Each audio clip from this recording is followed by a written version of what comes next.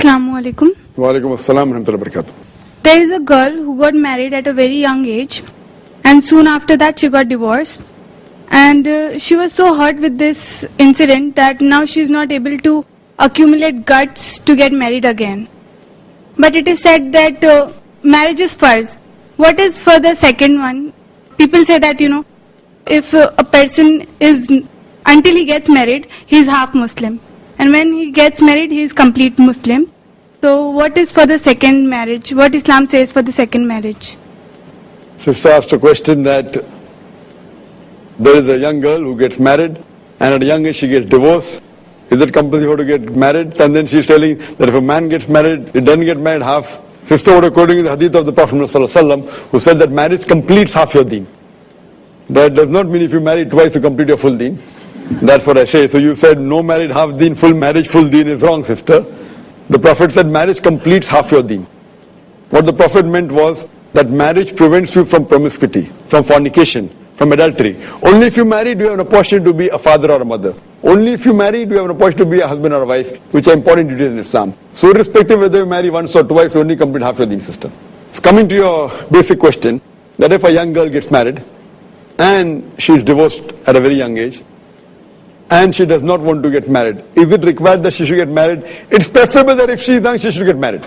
It's preferable. But if she has certain mental trauma, certain psychological effect, and if the problem is there, and if she does not get married, it's preferable she gets married. The elders, the parents, the brothers, the elders should convince her and try and get a match who will look after her better. But if there are certain things which have remained in her mind, and for certain medical reasons, if she can't get married, Allah inshallah will accept it. But it's preferable that if it's young, she gets married. If you get divorced at elderly age, it's different. If she doesn't get married, no problem. But if it's at a very young age, then preferable she gets married. Hope that answers the question. Any brother have any questions? Assalamu alaikum. Wa alaikum assalam wa rahmatullahi. Zakir bhai, what message you have for those brothers, the one who takes heavy loan on an interest, borrow money just to get their son and daughter married, to show off and give a lavish receptions, and afterward they cannot repay that loan and they commit crimes, certain extent they commit suicide also. So I ask the question, what advice do you have for those people who to get their children married, they take loans, they take heavy loans on interest, on riba, and they cannot repay, then there are financial difficulties to such an extent that they commit suicide. To take a loan irrespective whether they can repay or not, irrespective whether they commit suicide or not. When they take loan itself, it is somewhat like nearly committing suicide if they take on interest. Because Allah says in the Quran in Surah Baqarah, chapter number 2, verse number 278 and 279, that do not involve in riba. And those who do not abstain from riba, take notice of Allah from Allah and His Rasul. So when you are challenging Allah and His Rasul for a word, it's as good as suicide. So taking loan itself on interest is haram. And especially that also for marriage where you don't require money. Because the beloved Prophet ﷺ said, as I mentioned earlier, that the best marriage is that in which the least expense is made. And the Prophet also said that make nikah so simple that zina becomes difficult. Because of this, marriages today become difficult and zina is easy. So that is the reason, if we go back to the hadith, and such people should be given more knowledge of Islam. We should educate them. More important to follow the Quran and the hadith rather than the glamour. The glamour of this world will not benefit them in this world, neither in the hereafter. Hope that's the question. Brother, if a non-Muslim girl marries a Muslim boy, is it compulsory for her to change her name after marriage? If a non-Muslim girl marries a Muslim boy, unless she doesn't accept Islam, she cannot marry. If a non-Muslim, after she accepts Islam and she marries, and then marries, does she have to change the name? It is not compulsory for her to change the name unless the name involves shirk. If the name involves shirk, like Lakshmi. Lakshmi is the name of one of the goddesses. If it involves shirk, she'll have to change it. If it does not involve shirk, it's not for to change, but it is preferable. It's preferable especially in this age. Though at that time people never should change the name. But here I feel it's a requirement, because if she's proud to be a Muslim, why should she not want people to know that she accepted Islam? So if she's only done for namesake, because of infatuation, then that she will not want to change. She doesn't want to show that yet she is a non-Muslim. So my advice in such case would be that it is preferable that she changes the name. so that the people will not get a misunderstanding that she is yet a non-Muslim. But it's not a farz to change. That's the question. ذاكر. Any sisters have any questions? Assalamu alaikum. Wa alaikum assalam wa rahmatullahi wa barakatuh. It is regarding one of my friend. She is a Bohri Muslim and she had got married to a Muslim without their parents' permission. But later the marriage didn't success, and the guy again he got married according to the parents' permission. The girlfriend knew that she's got married to other girl also. He's got Girlfriend married. knew or the wife knew? I mean, yeah, the wife. Your friend?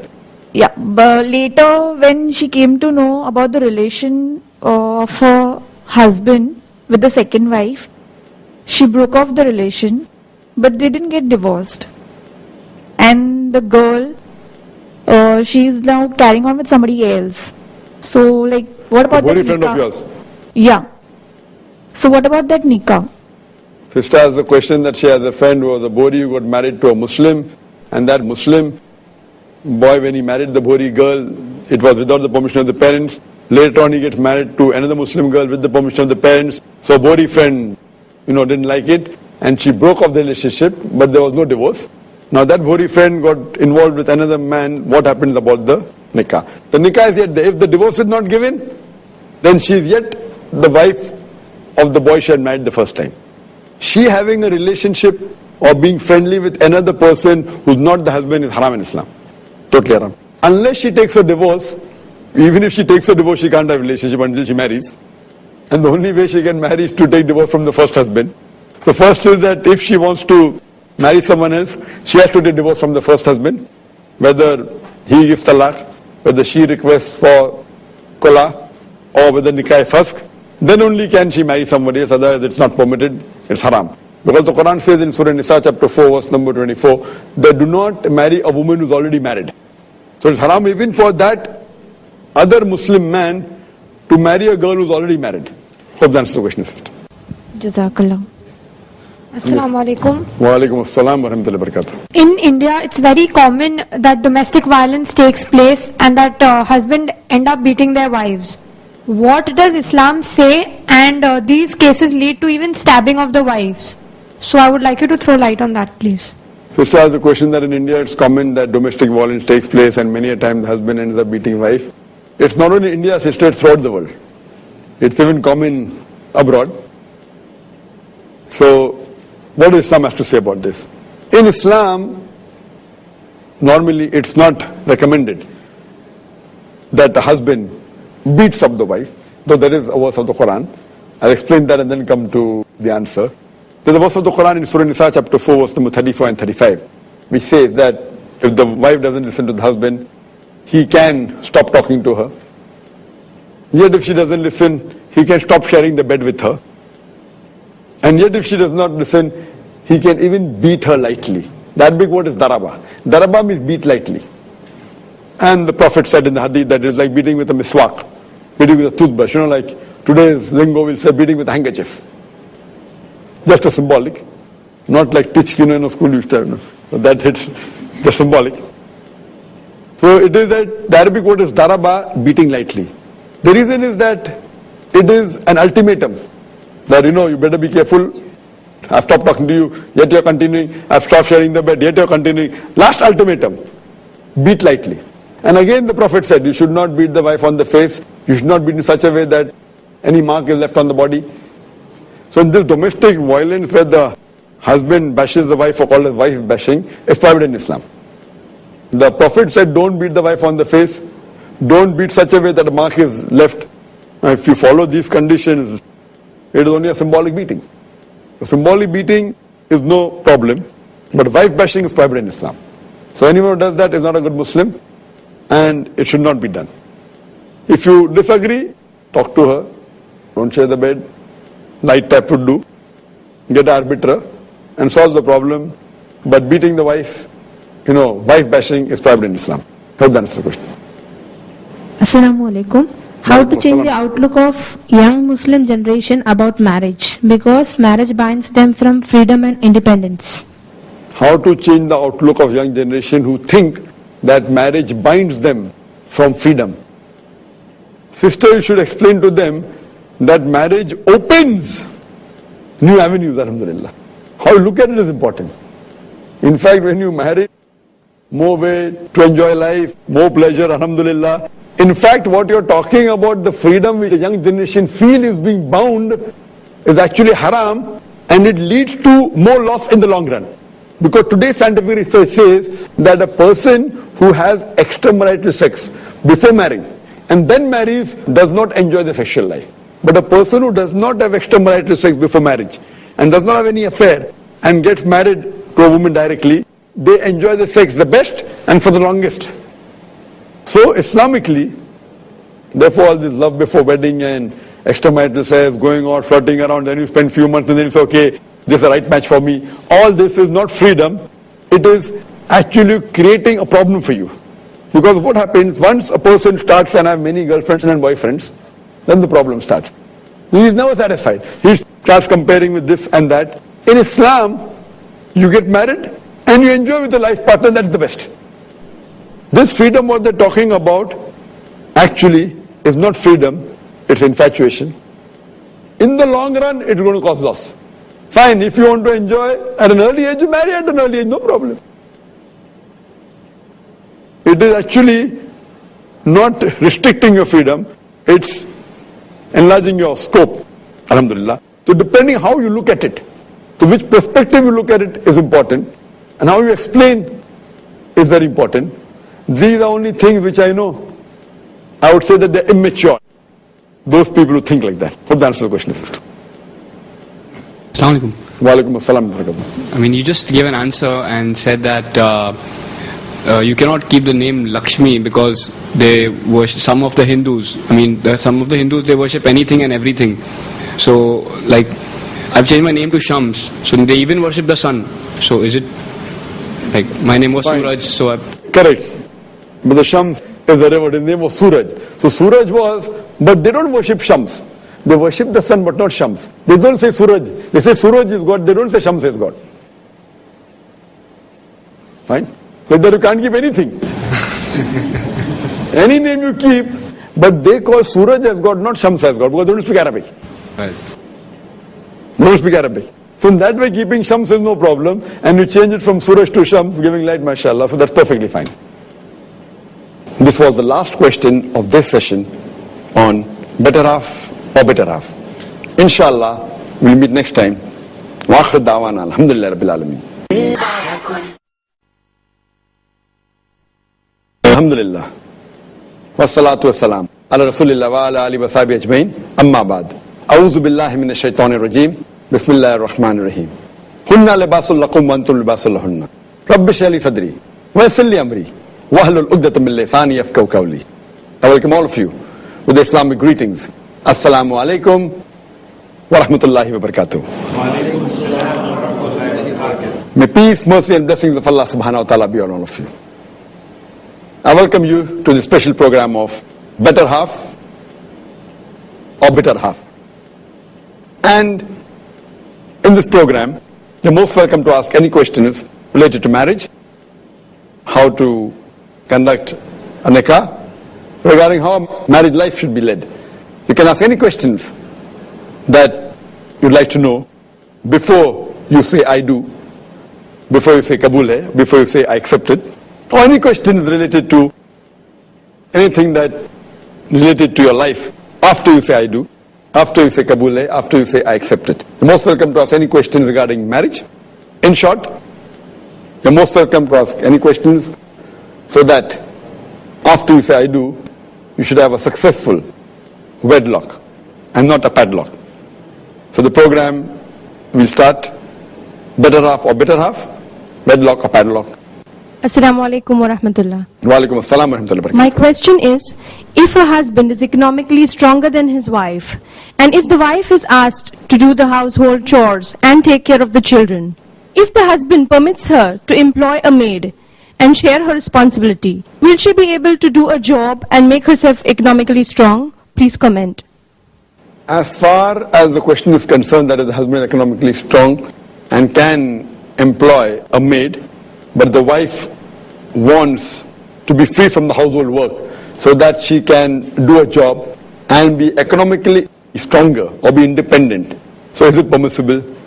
Permissible if the husband agrees and doesn't have a problem, and as long as the job which the sister is doing is within the purview of the Islamic Sharia, it's permissible. But if she wants to do the job so that she's economically independent, then that view is not correct Islamically. Because in Islam, it is the man who's the breadwinner. The woman need not think about a living. She is economically secured. It's the duty of the man to bear the financial burden. Before a woman is married, it's the duty of the father and the brother, and after she is married, it's the duty of the husband and the son to look after lodging, boarding, clothing, and all financial aspects. So if she wants to do the job just because she wants to be economically independent, even though the husband is financially strong, I feel that is not a good reason. This is more of the Western culture, that I want to be independent so that I'm not a burden to anyone, so that I can do something, and then she may start boasting, then she may start earning more than the husband, then she may start bossing over the husband. All these things are not in line with the Islamic culture, Islamic ethos. Yes, if both the ends don't meet, and if she feels that I can employ a servant and pay her a couple of thousand rupees, and she does a job and she can earn maybe 5 times, 10 times more, and to help in support of the family, and if the job is within the purview of the Islamic Sharia, maintains her to do hijab, then there is no problem. But just to be economically secured and financially better so that she is independent, even though the husband earns enough money, I feel the view is not correct and it should be avoided. But permissible, if the husband gives permission, I wouldn't say it's haram, but I would say that the reason for doing a job is not a very good reason. But if she says that I want to do da'wah and my husband is financially strong, I want to spend in the way of Allah subhanahu wa ta'ala, spreading the deen so that I get sawab and my family gets sawab, then that reason is good. If the husband is economically strong, instead of, she can easily employ a maid servant, pay 3,000-4,000 rupees, so that the wife is free, she can spend her time in the way of Allah subhanahu wa ta'ala, and she can overlook the household, that's a very good reason. But only to earn more money so that she is financially independent is not a very good reason. I hope that answers the questions. Assalamu alaikum, brother. Wa alaikum assalam wa rahmatullahi wa barakatuh. Does Islam recognize a marital rape? This is the question, that does Islam recognize marital rape? Now this word is coined by the Western media. It is marital rape like you're asking, is there an Islamic dance party or Islamic cocktail party? It is both are contradicting. Marriage and rape is contradicting. It's more in the Western world. It's like asking that I've seen a tall, short man and a fat, thin man, both opposite. Similarly, like having an Islamic musical dance party.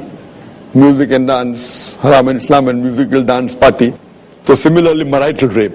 See, marriage is a sacred covenant, nikah is a sacred covenant, and the moment both man and the woman, when they join the relationship, but natural, it is permissible for both of them to have a relationship. Fine, unnecessary force should not be used, but neither should any of them deny the other spouse if the spouse wishes to. So marital rape is a new word coined by the Western media, which it doesn't carry weight in Islam. In Islam, it is the duty, as I mentioned earlier, that Allah says in the Quran in Surah Baqarah chapter 2 verse number 187, that hunna libasul lakum antum libasul lahunna. This is the verse I started my talk with, started the program with, that they, your wives, are your garments and you are their garments. So the role of the garments is to protect each other, to conceal each other, to beautify one another. So if you say that, they are your garments, so it's a duty that they help each other. If they don't help, then they aren't serving the purpose of garments. I have a garment but I won't wear it. Like, will anyone, if you own a garment, you have to wear it. If you don't wear the garment, then the purpose of garment is defeated. So similarly, a marriage is a covenant where but natural, as Allah says in Surah Rum chapter 30 verse 21, that Allah subhanahu wa ta'ala has put love and mercy between the hearts of the man and woman. So here I feel that rape means, by definition, having forceful sexual relationship with the opposite sex. When someone, a man, forces to have, without the will and the consent, forces to have sexual relationship with a woman, but it's taken for granted this is outside the marital bond. But now, since marriage is not used, technically rape means forcefully having sexual relationship with a girl without a permission, using force is a technical word. But in marriage, if the husband wants, it is the duty of the wife that she should agree, even though she may not have that mood. And as the hadith of the Prophet ﷺ, that if a wife refuses to have relationship when the husband wants, the angels will curse her. So based on this, there is no question of marital rape taking place. At the same time, the husband should be considerate that if the wife is not feeling well or if a mood is not there, he should say, okay, we'll have it next time. So it's a relationship of hands and gloves. So if the wife is not in mood, it's the duty of the husband to be considerate and see to it that he has it some other time. So it is a relationship which is understanding. But if the wife, maybe more than 50% of them refuses, then it's difficult for the husband to always say, no, I'm really. So it's understanding between the husband and wife. But in Islam, there is no concept of marital rape at all. It's in the Western country, it's there, not in Islam at all. Hope that answers the question. Assalamu alaikum wa rahmatullah. Wa alaikum assalam wa rahmatullahi wa barakatuh. Islam allows a woman to give khula, but in India it's easier said than done. So what does a woman do if she wants khula? As I mentioned in my earlier answer, that one of the types of divorces, that if the wife wants, she can request the husband to give khula. But if the husband does not give khula, she can go to a qazi, and if the husband does injustice to her and does not give her her rights, she has a right to go to the qazi and do nikah fasq. Nikah fasq means nullification of a marriage. Now this khula or nikah fasq is much easier done in an Islamic state where you have an Islamic qazi, and in khula the woman requests the husband, the wife requests the husband to give divorce. It's called as khula. But if the husband does not agree, after the wife requests the husband to give khula and the husband does not agree to give divorce, she can go to the next stage, that is nikah fasq, that is nullification of the marriage. She can go to an Islamic qazi and prove her point that the husband is ill-treating her or not giving her her rights, not fulfilling his duties. In India, because we don't have an Islamic state, but we do have some Muslim courts, and the country does recognize a Muslim personnel board. So in this case, they can approach that and the husband can be called. But if the husband resists, then you have to go to the normal civil court. You can go to Indian court, and then you have to hire a good lawyer. Because even though the Muslim judiciary or the Muslim small courts, they don't have a complete legal status.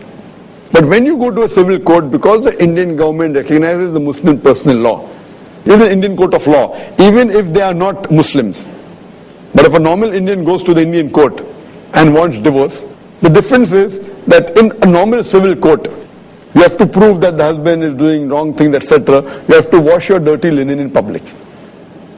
In Islamic court, you don't have to wash your dirty linen. It's done with a mutual consent. You go to the qazi convinces. In the normal civil court, you have to wash your dirty linen in public. So in India, maybe you'll have to do that if you want a divorce. But it's possible even in India, but you have to hire a good lawyer who knows the law and even knows the law of the Muslim personal board. Hope that answers the question. Assalamu alaikum. Wa alaikum assalam wa rahmatullahi wa barakatuh. Are the parents allowed to forcefully marry their daughter to whom she does not like? This is the question that, does Islam permit the parents to force the daughter to marry someone who they want her to marry, but the daughter does not want? In Islam, forcing anyone to marry is not permissible. The permission or the agreement of both would-be husband and wife is very important. Both husband and wife, would-be husband and wife, should agree to get married. Then only can the nikah solemnize. Then only can the marriage solemnize. But natural, the parents can guide the children, guide the daughter, give advice, give suggestions. Is good. And normally the parents give good suggestions. But if the girl feels that the parent are not suggesting a right life partner, and she wants a more Islamic life partner, or if the parents say marry Islamic life partner, and the girl says no, that I don't want to marry Islamic, I want to marry a rich and handsome man rather than Islamic man, so then I feel that the parents are right, and in this case the parents will get sawab, that they are forcing the daughter to be on the straight path. But if the girl feels that the parents want a handsome man and a rich man, but she wants a pious man, a pious husband, so in this case she is right. So it depends upon who is more on the Quran and Sunnah. But generally, a father or a mother cannot force the daughter to marry someone who she does not like. Because of the hadith mentioned in Sahih Bukhari, volume number 7, in the book of Nikah, chapter number 69, hadith number 649, that once a lady by the name of Khansa bin Khadim al-Ansariya approached the Prophet and said, my father has forced me to marry a man who I don't like. And the Prophet, he nullified the marriage. So based on this, it's clear that the permission and the agreement of both would be husband and wife is equally important. Hope that answers the question.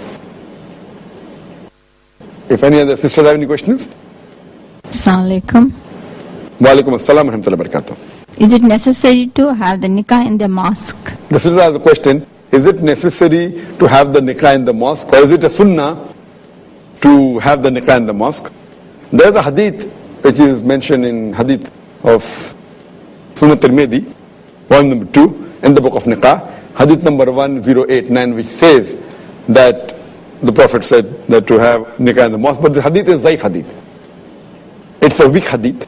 There is no Sahih hadith that I know of in which the Prophet recommended that the nikah should take place in a mosque. But if someone wants the nikah to be conducted in a mosque, it is not haram, it's not makruh, it is mubah. If someone conducts in a mosque, it's acceptable. But it is not fard in Islam, neither it is a sunnah. But if someone wants to conduct it, it's good.